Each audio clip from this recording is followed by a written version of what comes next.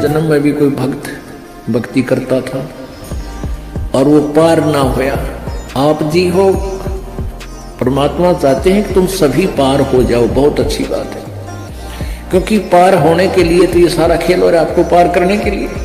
अब विद्यालय में बच्चे फेल भी होते हैं और पास भी अधिकतर ही होते हैं, और कुछ एक फेल भी हो जाते हैं, तो वो फेल हुए हुए गणे दुखी हुआ करें।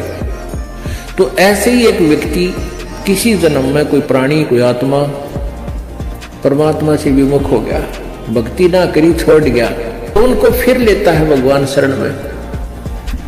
एक किसान के घर जन्म हो गया उस पुण्यात्मा का। अब कहते हैं जो जन मेरी शरण में एक बार आ गया, परमात्मा कहते हैं हमारी शरण में एक बार कोई प्राणी आ गया तो फिर उसको जब तक वो पार नहीं हो लेगा उसके पीछा हम छोड़ना को नहीं। जो जन हमारी शरण है ताका हूं मैं दास, और गेल गेल ला गया फिर वो जब लग धरती आकाश।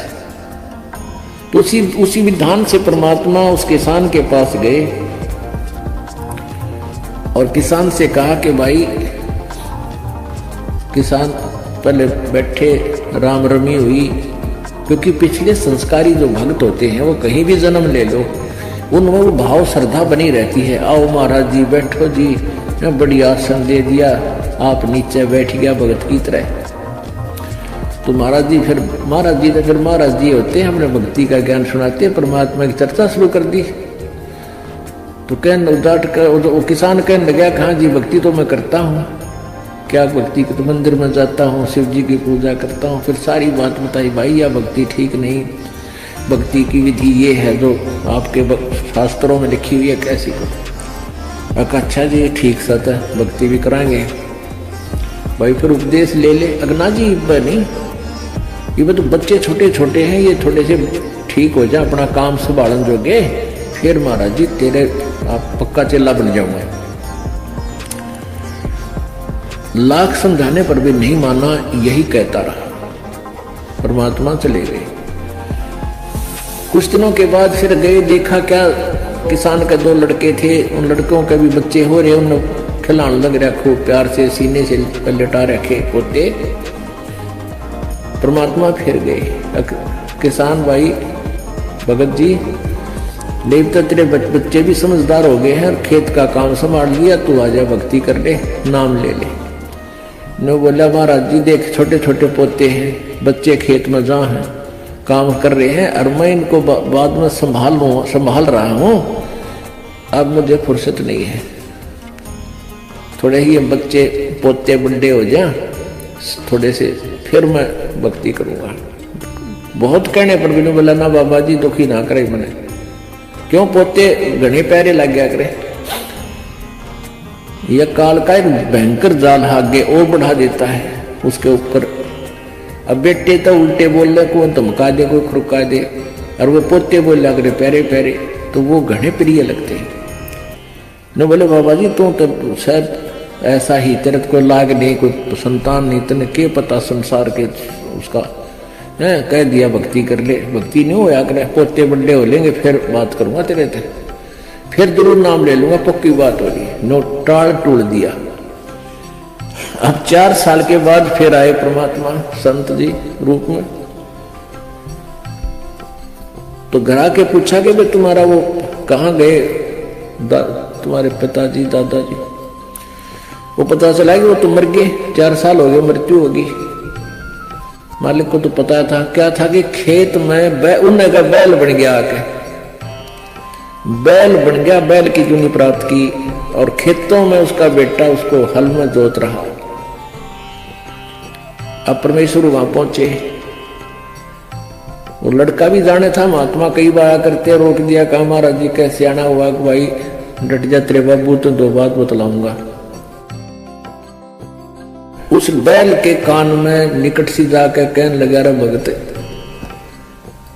अब तो आजा मेरी शरण में, तेरा शरीर छुटवा दूं बैल का, और नाम दे तेरे को मनुष्य जीवन दे दूंगा, और तू चाल देख ये दुखी हो रहा, तेरा लठ लग गया, तेरा बेटा लठ मारे हैं, और तेरी के दुर्गति हो रही, तो के कहे वो बैल ने कहा बाबा जी तू बोल मत, अब मैं यहां से मर जाऊंगा, दूसरा बैल आ गया, वो थोड़ा काम करेगा, मेरे बेटा नटोटा हो जाएगा, वो तेरा गजब हुई।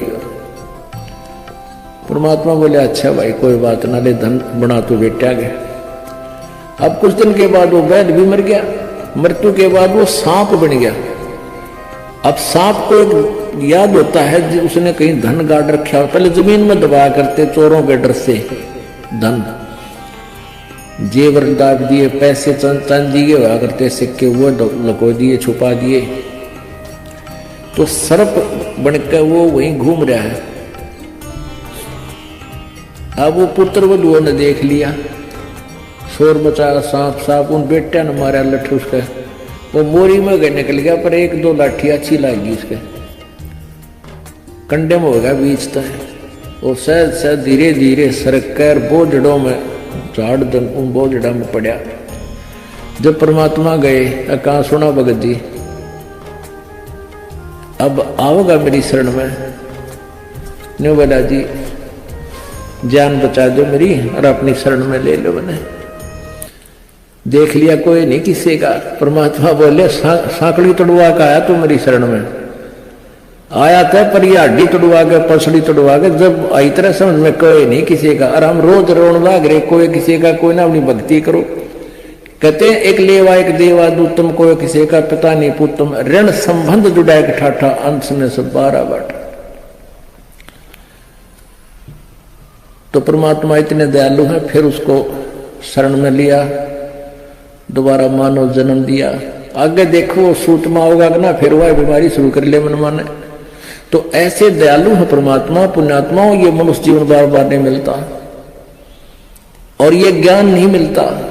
आपके ना जाने कौन से जन्म के पुण्य, बिना गिनती के असंख्य पुण्य आपके साथ हैं और विशेष कृपा परमेश्वर कबीर जी के आपके ऊपर है, जो आप यहां पहुंच रहे हैं और ये ज्ञान आप तक पहुंच रहा है उन पुण्यात्माओं के न्यारे कर्म इस दुनिया में। और परमात्मा कहते हैं समझा है तो सिर दर